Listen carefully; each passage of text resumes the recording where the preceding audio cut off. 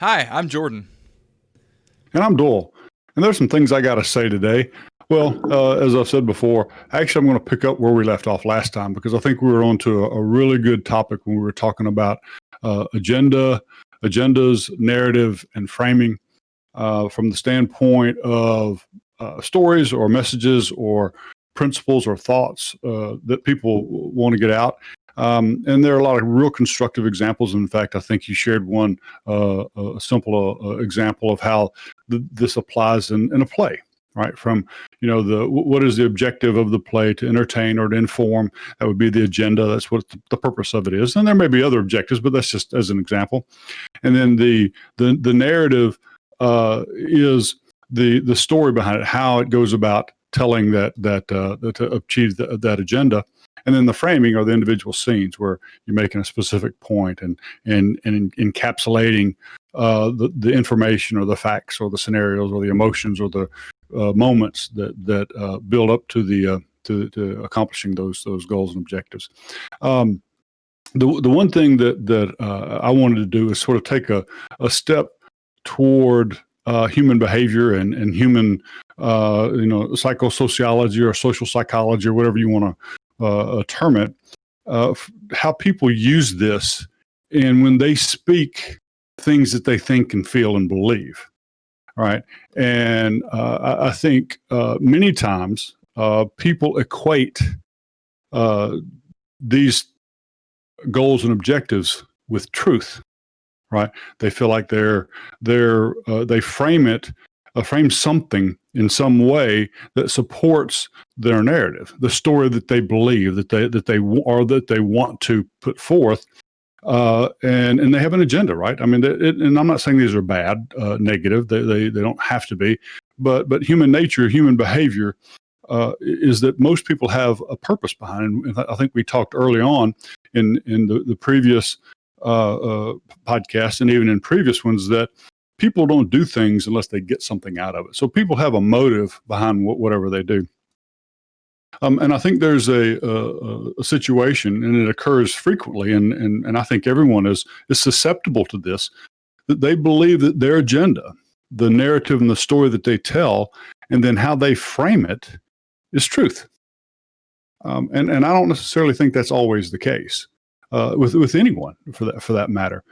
But the risk is that people believe their own narrative so closely and clearly and totally that it may give them blinders. No, don't you think that's a possible situation or a scenario that occurs from time to time? I think that's an interesting thing that you bring up because I think that there's a distinction between believing it totally in the way that you're, I think, describing. I think that Mhm. um, that isn't necessarily negative if you are in alignment with the agendas that narrative is supporting.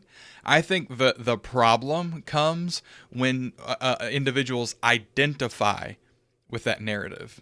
And that is the big distinction because when you believe it totally and you align with the agendas that narrative supports, then you are acting out of principles, right? And then when you act out of principles, then you have reasons for doing that, right? So you say, this is my principle. I'm living my life by these decisions, by these actions, because they align with my principles, and that's reasonable, right? Versus individuals who identify with the narrative, let the narrative drive their behaviors, their reactions, and how they think and feel versus controlling that the other way around. So thus they become subservient to the narrative. And anytime they fall out of line with that narrative, two things happen. One, they lose their identity, so they no longer know who they are. And two, they get ostracized from all of the others that fall in line with that narrative, right? So then they're socially outcast. So then not only are they, so that's double whammy. That's the two biggest problems that can happen in a sociological setting to an individual is that one, you are not accepted in the group, and two, you don't even know who you are, so you don't even know how to find others that might accept you. And thus people make themselves effectively slaves to narratives because they identify with those narratives, and they don't have deeper guiding principles that inform their decisions on a case by case basis.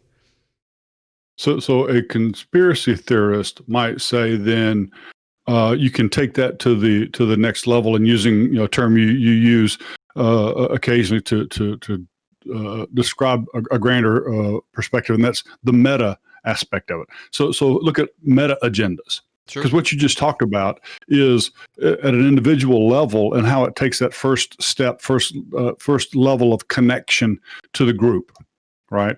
And you hit it spot on as far as the sociological aspect, because people behave as individuals, but they're affected. That behavior is so affected by the sociological settings that they find themselves in, groups, peers, things of that sort. Absolutely. And once the group identity and the group definition, so to speak, are embraced, defined, only necessarily understood, because they're not necessarily clearly understood, but how they're embraced. And this is where I'm getting into the conspiracy theorist part.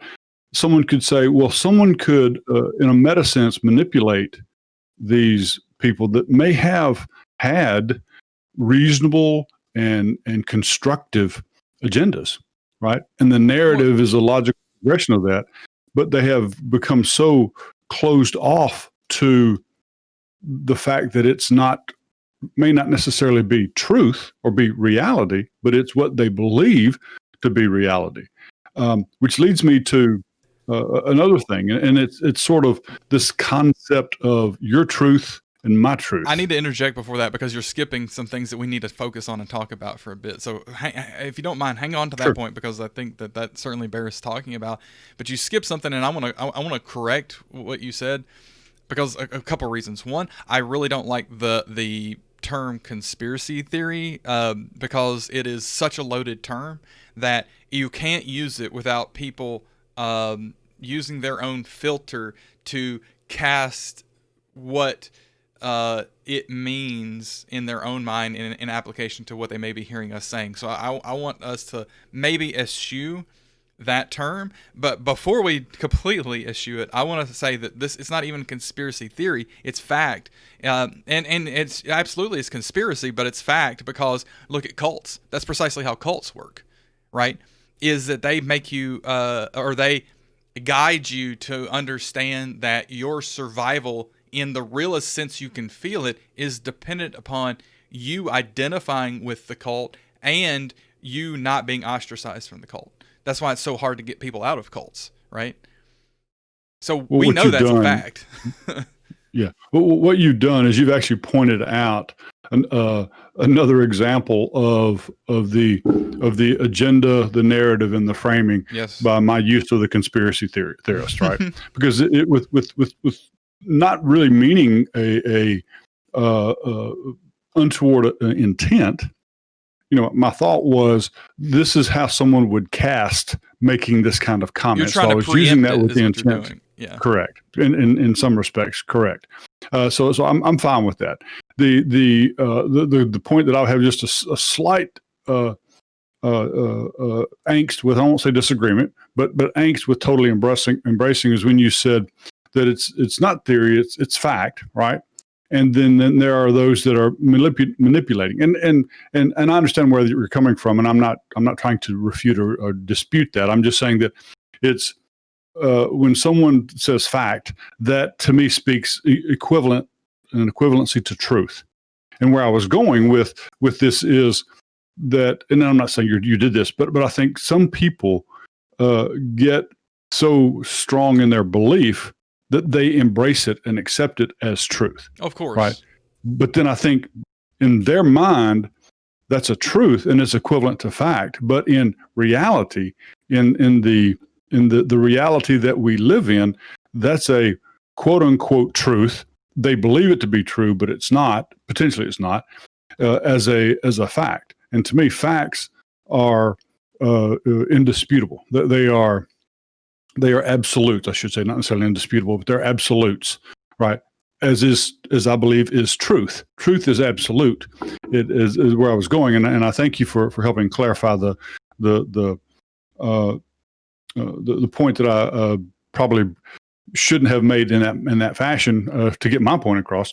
Where I was going is that there is an absoluteness about fact and about truth, and there isn't your truth and my truth. Well, so It may be what I believe and what you believe, and it may drive lots and lots of behaviors and actions on our part, and motivate and demotivate, and all those kinds of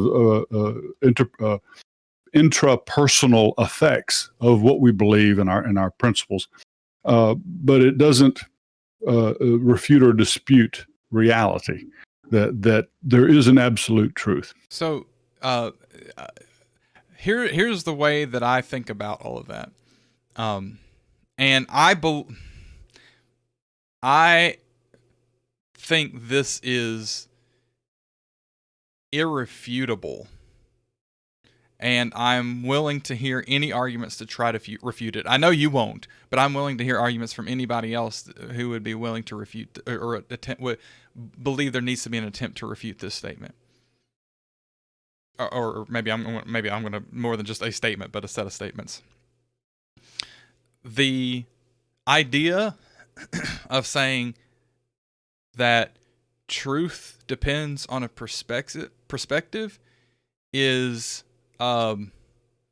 categorically incorrect. And the reason why that is because it's like somebody using a word that they don't know what it means. Because truth is reflexively absolute. And so what I mean about that is that by sheer definition, truth is absolute. And if a thing is true, it's absolute and objective.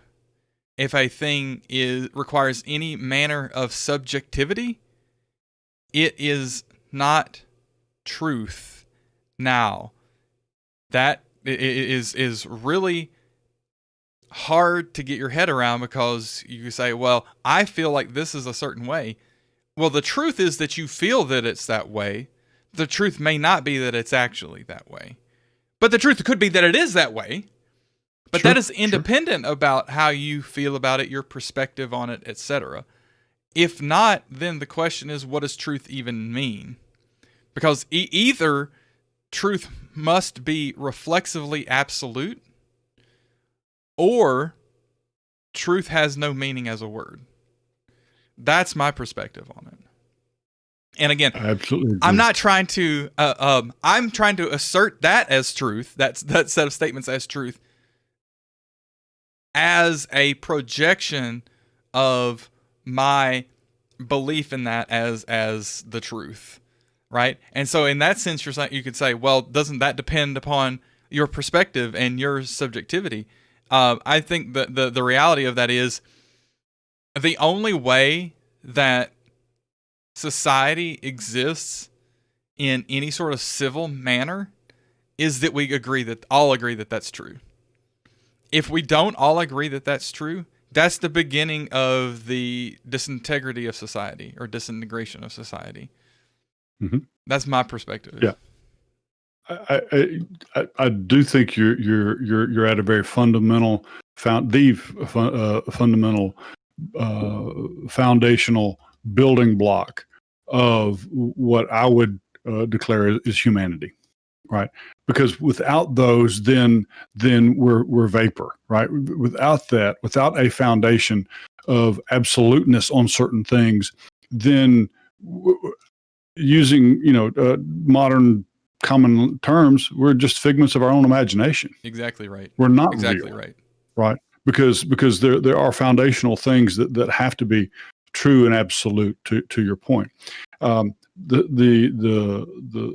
part that I think we see a lot of today is that people are trying to pull that into, well, I believe this, so it's my truth, right? And they're trying to put forth not just their agenda and their narrative and their framing. They're trying to put it forth as your agenda, your narrative, and your framing.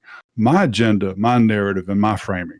without allowing us, if a person wanted to think that and feel that on their own, that's fine. I mean, I'm a firm believer in the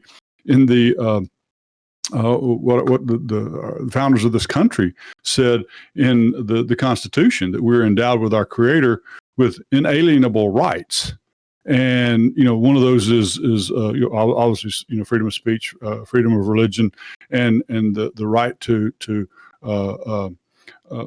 be free and pursue happiness.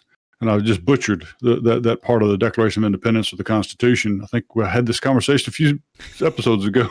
I think you have interwoven them a lot right there with that. I have because they are siblings of the same parent. Disagree. They came from the founding fathers. My point there. That is a huge, I think, disagreement you and I have, that the founding fathers, that as a statement or as an entity, means anything, because it came from a set of individuals, and they is not one thing, and they all believed a lot of different things. And the mere existence of the and this goes back to one of the very first episodes that we did, when I said that I have some problems. I have actually lots of problems with the Constitution, as even putting aside the idea of some men governing over other men.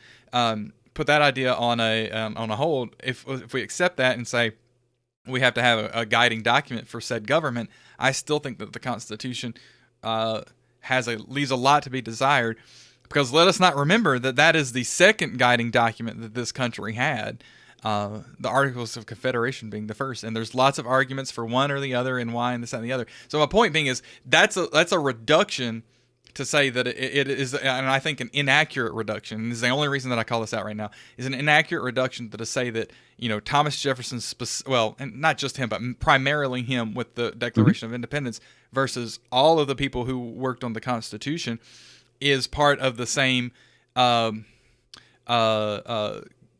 constitution within themselves. That's the same kind of people. I think that's an incorrect perception. And I think that is a widely accepted perception that is incorrect. Provably incorrect, actually, if you look at their own personal writings. Right. There's just to me, there's some implications by virtue of the fact that there were bodies of people in the Declaration of Independence, the signers of the Declaration of Independence and the Constitution, that the states ratified it, so others saw it and read it and decided about it. I'm not putting it forth as it doesn't negate your point. Your point is still the real point that I muddied. Yeah, the point. The main point. No, that's fine. Well, I did stir the water, and maybe you just made sure that the mud was clearly visible. The point, the main thing I was trying to get at was that it was our Creator that is where truth and our rights come from, right? And so when I look at that, I think in terms of it goes back to me that demonstrates, proves, shows, exhibits the absoluteness that you referred to. And then the rights that we have as individuals, right? We have the right to not believe absoluteness. Sure. Right. And to believe whatever we want to believe, and absorb the outcomes and the consequences and of that, whatever they may end up being. The point, dialing back to where I originally came from on this topic, this particular leg of the conversation, was that people want to say it's my truth and your truth, and it's because they believe it so deeply. But whatever it is that they're trying to put forth as truth, and trying to tell others that this is truth, and you can't refute this because this is truth. And we see this a lot in the communities and in the public today. People trying to shout down other people. Oh, sure. Not trying to hear someone else. They're trying to number one, ignore the opposing voices by raising their voice. And while they're think they're doing the right thing, all parties, I won't just say both because it's not just two sides, all parties, are guilty and susceptible to do that. But I think to get to truth, we have to stop shutting other people down and think, and to your point earlier, many times people aren't thinking for themselves. They are just espousing, either espousing what they've been told or espousing what they understood at one point in time with the based on the narrative that was presented to them, or that they discovered, or they embraced, or they heard, and the framing that was cast upon it for them, and not thinking for themselves, and understanding that I think that's a fundamental, not just a right, but a responsibility to think. I can't fathom of someone surrendering or abdicating the right to think and to understand for yourself. Oh, sure you can. That's Sure a you travesty. can. Right? It's easier. You know that's the harder route. People, it's a burden to have to take on that. It's a responsibility. People don't want that. They want to do everything. And I'm not saying this because as a cast of judgment per se, right? I'm saying this to describe fact, is that people want to avoid that because it's difficult and painful, and understandably so. And so what's happening is this is, and I think this is kind of fast forwarding a little bit, but I don't know a better route to get there, because this is the description. People are taking advantage. Let's just say it's unknowingly. Certain people's, individuals, organizations, whatever, are taking advantage of humans' desire to avoid difficult things if they can avoid difficult things. And so they're hijacking that, let's just say, energy preservation mechanism, because that's kind of what it is in a human, to avoid conflict, to avoid difficult things, to just go the path of least resistance, right? Energy conservation is what that is in broadest terms. So they're hijacking humans' nature of trying to conserve their energy, not face difficult things, by saying that two ways that they hijack it. First way, you don't want to be a bad person. They do things to make you afraid that you're a bad person if you don't subscribe to this narrative and subsequently the agenda, right? If you don't believe this narrative and subscribe to the agenda. If you don't, then you are on the path to being a bad person, or are already outright a bad person. That's the first way. The second way is that, well, humanity, being a human is tough, and there's so much abundance here that you're entitled to your part of it because you're here, you made it, you're a human, you're alive, and the reason that you don't have that is these other actors, and you need to be doing what you can to change a system to allow these other actors to share what they've squandered, or what they've they're hoarding, right? Because they're only a human just like you, and we're all humans, right? And so we all deserve this thing or that thing or the other thing. And so those two things get to people very, very, very, very early in life and never go away. And all of the systems that our society puts kids through these days are constantly increasing and increasing the rate, the volume, and the breadth of the influence of that narrative, like over and over and over, and it's to an insanely large scope, that what we're doing is effectively brainwashing society to be this certain way, which that's not good. It doesn't even matter if the narrative, even if the agenda is truth, it's not good to manipulate humans that way. Doesn't matter. Truth is ultimate. Truth is the most important thing, and that leads to all of the good outcomes in life for sure.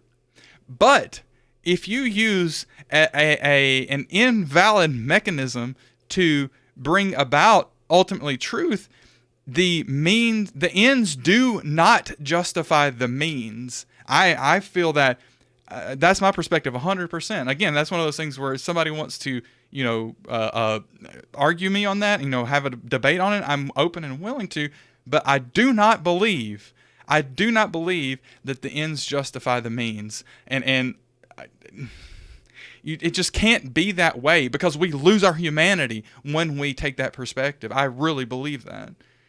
Well, you had a very articulate rebuttal to a point I was making, and from a logical perspective and a behavioral perspective, and I fully understand and agree with that rationale. But my point wasn't that people couldn't and wouldn't and didn't abdicate or surrender the right to think for themselves. I was just saying, from a personal perspective, I don't understand how one could willingly, right? They don't understand what they're doing. I That's the thing, but that's the whole point. Is that that gets hijacked into humans before they're at a point in their life where they can understand what they're doing and understand what's being fed to them. Seriously, why do you think that we have such legalistic standards around things like education, around things like, child care, like public child care, around all these different things? Why does that exist? And everybody's going to say, for safety. No, it's not. Look at those statutes. You tell me that's all for safety. Maybe there's some. Sure, okay. But you think that's all that's there for? No. The safety is the red herring. The safety aspect is always the red herring on all of this stuff. Anyway, we're starting to get a little too political, or I'm starting to get a little too political with it, I think. Well, and I don't think it's too political, because I think you're talking from a position of clarity and understanding and passion about what you believe, and along with what you know to be truths, right? I mean, I think that those you're willingly and wholeheartedly agree with the fact that your conclusions are by all counts derived from facts and what I believe to be absolute irrefutable facts, right? The it's hard to dispute or disagree with the logic of what you're saying, and I really don't. Even from the characterization of what the motives are, right? That again kind of goes to our framework of, the agenda, the narrative, and the framing, and as I said a couple of times, that's not necessarily always negative, right? Sometimes it's good to frame it that way. In fact, you have to frame it that way. Otherwise, there's no hope of being able. And I think that's the challenge that humanity and society faces today, is how do you break through the and again, I know I raised this question up before, and you answered the question. You do what you can do, and affect those things that you can affect in day to day, and be the example, be the light, be the effect, be the impact that you can make, and then see that potentially, watched, monitored, duplicated, imitated, or whatever to affect it. And I asked the question sort of almost quasi rhetorical, when I say, well, what do you do to break through? And I think I just answered part of your question, how you would have answered my question to do so. But it's one that is a thinker. I don't think can help but raise that question in their own mind. What do I need to be doing? Because it's a case of, if not, then potentially I'm complicit with No, you're not, though. That's the thing. That's the fatal flaw in that line of thinking. You are not complicit, because if you are complicit, then you're saying that something that somebody else is doing is your responsibility, and it's not unless you allow it to be your responsibility.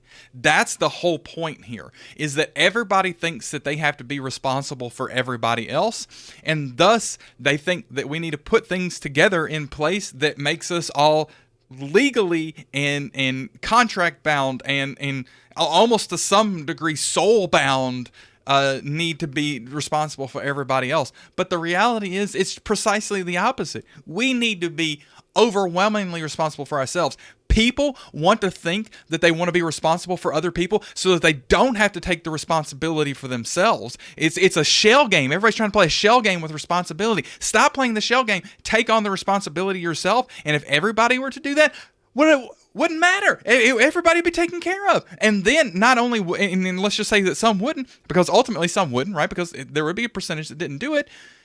Then it would be Super straightforward, easy, clear how to take care of the people who aren't.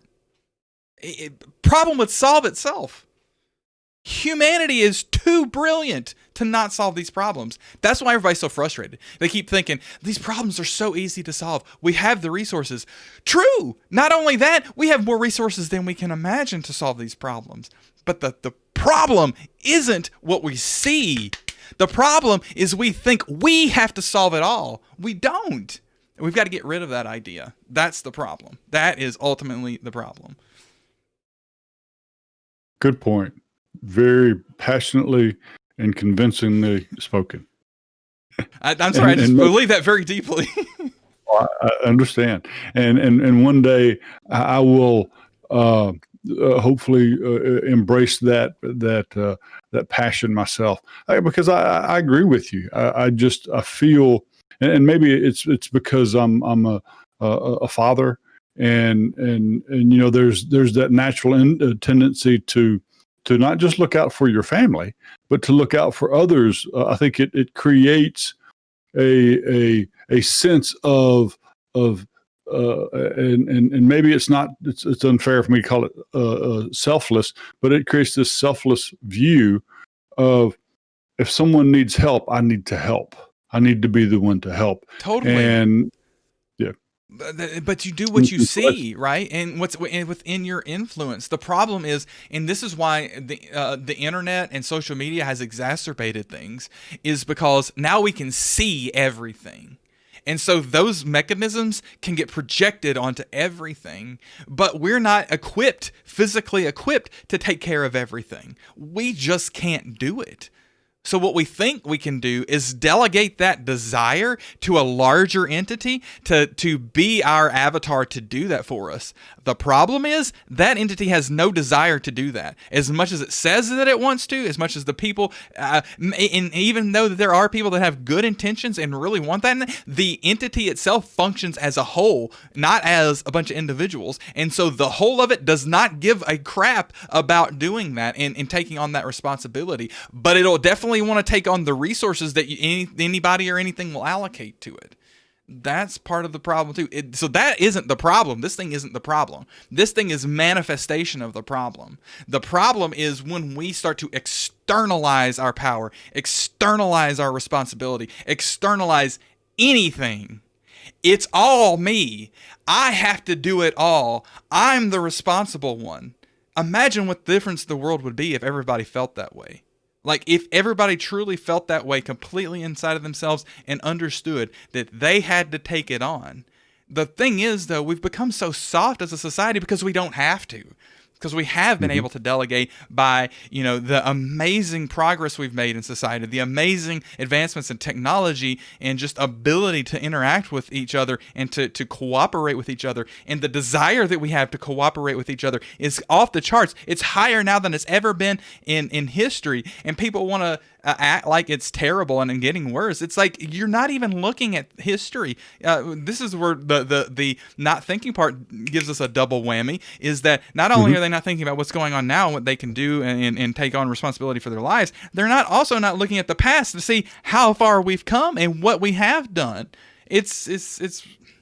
Pardon the word, but it's asinine, honestly. But the thing is, like, to some degree you can understand it because who's taught them different, right? And to some degree, maybe we do bear the responsibility of it as so far as we delegate to this other entity.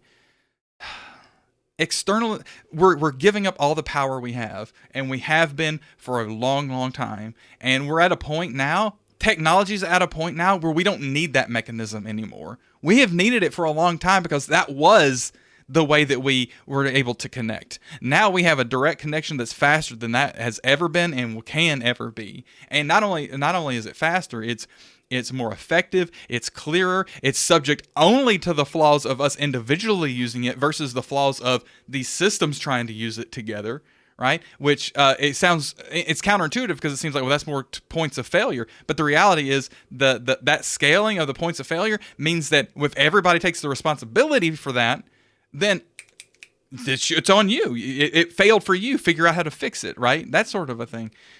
People just don't want to take that on. And they're so scared. And I understand why, because it's not an easy task. but it's the only way things get better in the manner that they really want them to, like systemically better, totally, right? Mhm. Get rid of the system. Okay. So now his agenda has come out. No, I mean, I'll be very clear about it. I don't think this is the podcast for that necessarily. I understand. I was sort of half tongue in cheek when I said that. But the reason, let me might, just be clear about one thing. The reason why I haven't spoken the full of my agenda, and I think it bears us talking about that sometime soon on the podcast, because we're so close to it right now. It might as well. But the reason that I haven't is not because I'm attempting to manipulate. It's because my agenda is not, ultimately my agenda is truth, right?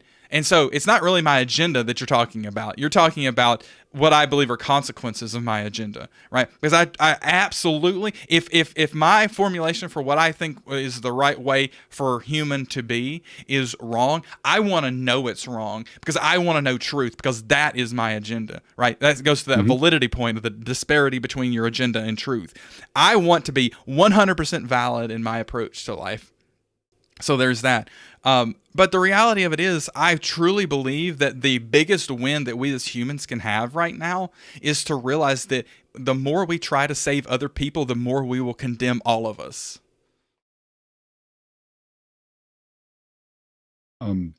That sounds like a very profound point for us to take our leave on this session today. Because I don't have anything. It would be anticlimactic for me to say much more after that. And I think it's a good launching point for a subsequent podcast discussion session where we talk more in depth about your thoughts and philosophies and beliefs about down that path, and then I can elicit some things from you, and I think I have some knowledge of your belief structure. Obviously, there's probably things that you and I have not had a chance to talk about in the past that I'd love to hear more about, and then maybe we can do a little more on mine, because mine are going to be since we're a generational difference between us, it's going to be framed and originating, from different sources, and sure. and again, I think it will cause me, and I will readily acknowledge this. It will cause me to take a step back and rethink some things that I've believed as truth, and question, are they truth? And so to be able to discern between what I've just embraced and held so tightly as a truth and as an absolute is not that, may not be that. It's more a belief, and how do those get recast, reformed inside of my psyche, if you will, and give me a different framing, a different filter to interpret and understand the things that I believe, or I have believed, or I think I believe. And I mean, as you probably will acknowledge, I have some pretty solid, strong beliefs, but I think they're based on some things that you've pointed out in a couple of our conversations, that it may not be as absolute as I have framed my belief around something. Not fun principles, but and I hope that you would help bring some clarity to some of my thinking too, because it's easy to get in our own echo chamber really fast. Sure. I mean, especially if you're somebody who thinks a lot like I am, like it is super easy to go to the depths of it and just hear your voice, right? And well, so I mean, the problem is that echo tends to reinforce sometimes, and we've just got to be aware. It's okay to be in an echo chamber from time to time, right? Because that allows you for clarity, for clarification. Well, yeah, because you get that chance to be like, well, that sounds weird. I don't know about that. Right. Yeah, and I think that's the value of the echo chamber is that it doesn't give you affirmation; it gives you clarity, and potentially. If clarity, you have your brain engaged. Either way. Correct. Which kind of goes back to my point about it's hard for me to understand how people wouldn't want to think for themselves. Yeah. But I mean, I understand the rationale you're using. I don't want to open that can of worms again, because you clearly answered that question. But from an individual personal perspective, right. Like I'm with you. I would never want to turn mine off. Yeah. Right. Okay. Well, it's a good point to wrap up, I think, and another good one. I do hope that we have some folks that get the opportunity and the chance to listen to us respond. I mean, you've thrown out some challenges about things you believe. You're open to hear any kind of refutation or contribution, and me as well. I would love to interact and dialogue with people if they have some thoughts that would help us, right? Help us learn, and we can, actually help explain, maybe certain topics that they're interested to hear what we think about based on, some of the thoughts and ideas they've heard us talk about in the past. And maybe we can include some of those things in future podcasts. So welcome that from anyone that's out there that might be listening to the conversations we've been having. If you want to get in touch with us, I do believe our email address is thingsIgotta@gmail.com. So gotta, GOTTA, like we have in the title. I haven't monitored that address lately, but I'll set up something so that we'll get notified. And actually, I think I may have. I'll verify that I've set up something that'll notify us when we get a message there. Definitely willing to take on any perspective, because as strongly as I feel, I don't want that to, I don't want to shout down people from my perspective either. I want to hear other people's perspective. In a way that I can't even communicate how deeply I want to hear different perspectives and understand where those perspectives are coming from, because I need to know where the faults are in my thinking, where the lack is in my perspective, where the blind spots are that I have, because I know that I have them. So I'm totally open to other perspectives, hearing them. And that made me think of a term that we've heard from time to time. I have of late, but it's not finding itself as active as I think it should. And that's finding common ground. We have more with people we disagree with. We have more things that we agree on than what we disagree. Absolutely. We just tend to focus so much on the disagree. And I think that we should disagree respectfully. Absolutely. There's nothing wrong with disagreeing. But I think we should also realize and ensure and find the common ground, because I think that will allow us to disagree and to your point, be open to hearing those disagreements and hearing, even, information that might influence, you or me or others to reconsider, some things that you think or think you believe. So. If my intention is to align with truth, what kind of liar would I be in my intentions if I wasn't 100% open and ready to face any dissent that may come my way?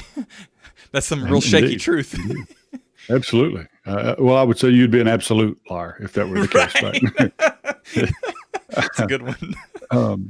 But I think that's the thing. It's okay, and it's great for people to feel strongly and to feel passionately. Yeah. They really should. But passion needs to be a positive and not a negative thing. So if it's something we should work to use to draw us closer together as humanity. Agreed. No matter what we believe. All right, Dole, that's been a real good a podcast, and not just because I got fired up too. Yeah, it's fun to get the juices going and get the adrenaline cranking. All righty. Well, I appreciate your time as always, man. I really do enjoy our talks. Fun. And absolutely, we'll talk to you next time.